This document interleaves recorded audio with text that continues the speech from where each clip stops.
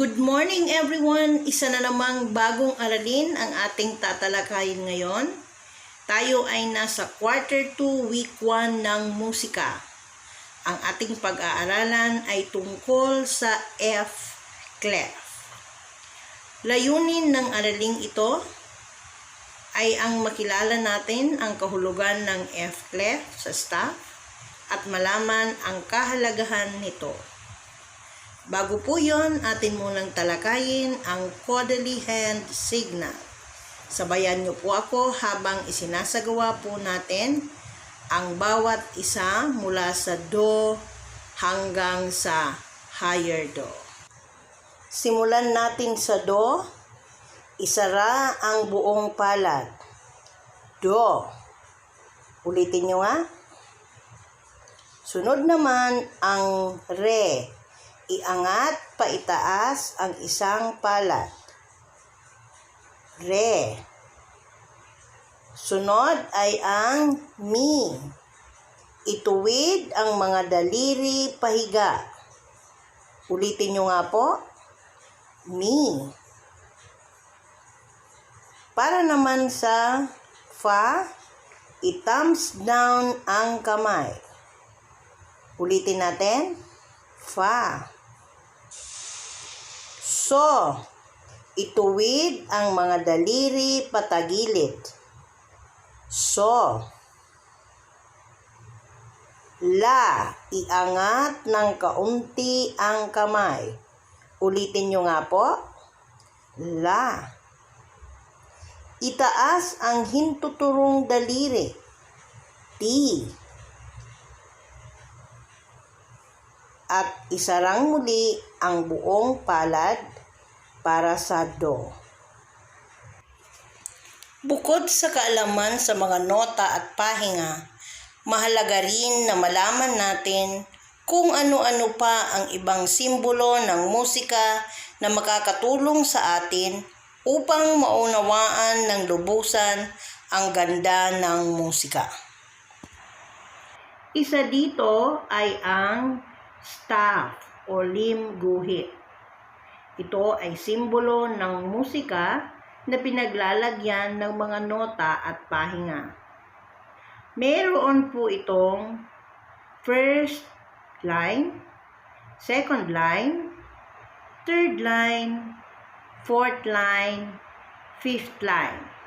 At mayroon din itong first space, second space, third space, at fourth space.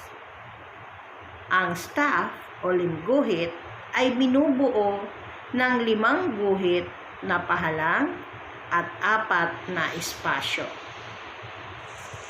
Ang clef ay isa ring simbolo sa musika na makikita sa pinakakaliwang bahagi ng staff. Ito ay tumutukoy sa eksaktong lokasyon ng bawat tono o pitch sa staff. May 2 uri ng clef. Ito ay ang G clef at ang F clef. Para sa aralin natin ngayong hapon, bigyang pansin natin ang F clef. Ang gumagamit ng F clef ay ang mga lalaking mayroong mataas o mababa na boses or ang tenor at bass voice. Ang F clef ay matatagpuan sa unang bahagi ng staff. Ang F clef ay isang notasyon. Kilala rin ito sa tawag na bass clef. Tinawag itong F clef dahil ang pagguhit o pagsulat nito sa limb guhit ay nagsisimula sa notang F o sa fourth line. Ang C o Do ng F clef ay nasa pangalawang puwang o second space ng limb guhit o staff. Ano naman ang kahalagahan ng F clef sa isang komposisyong musikal?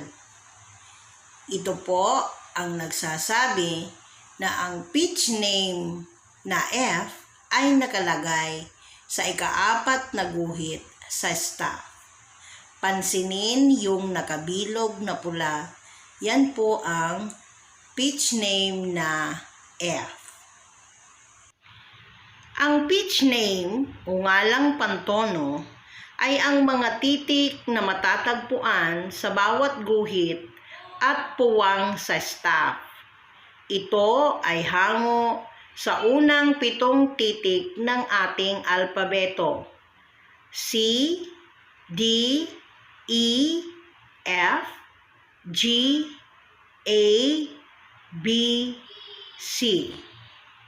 Ang mga pitch name ay mayroon pong katumbas na sofa silaba. Sa C, ang katumbas niya po ay ang Do na matatagpuan sa second space ng lim guhit. Samantalang ang D, ang sofa silaba niya ay Re na makikita sa third line, at ang E ay may sofa silaba na Mi na makikita naman sa third space. Ang F ay katumbas ng sofa silaba na Fa na makikita sa fourth line, at ang G naman ay ang katumbas nitong sofa silaba ay So na matatagpuan sa fourth space. Samantalang ang A, ang katumbas na sofa silaba ay La na makikita sa fifth line, at ang B ay ang sofa silabang T na makikita sa fifth space, at ang C naman ay ang katumbas ng Do na makikita sa fifth line. Naintindihan niyo po ba ang ating aralin ngayong hapon? Tingnan natin kung naintindihan nyo nga ba. Tayo po ay magsasagot ng ilang mga pagsubok. Para sa unang katanungan, anong pitch name ng nota ang nasa ikaapat na linya? Tama, letter F. Ano naman ang pitch name ng nota ang nasa ikalawang espasyo? Tama, letter C. Bang, galing na natin ah. Sa puntong ito, ang atin namang hahanapin ay ang mga secret word na nakapaloob sa isang nota. Kumuha na ng ballpen at papel at atin nang sasagutan ang mga sumusunod na mga pagsubok.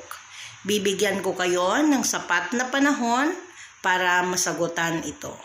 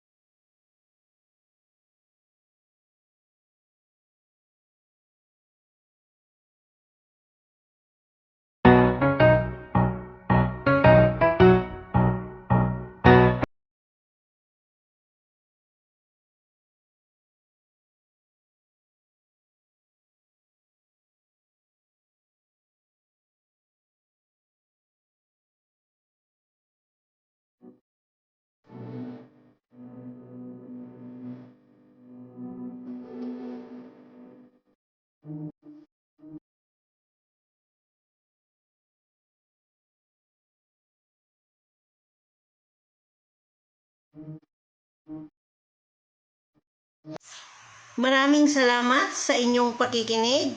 Sana ay hindi kayo magsawa sa ating mga aralin. At kung hindi pa kayo nakaka-subscribe sa aking channel, huwag na pong mahiya. Mag-subscribe na po kayo. Parang awa nyo na. Bye!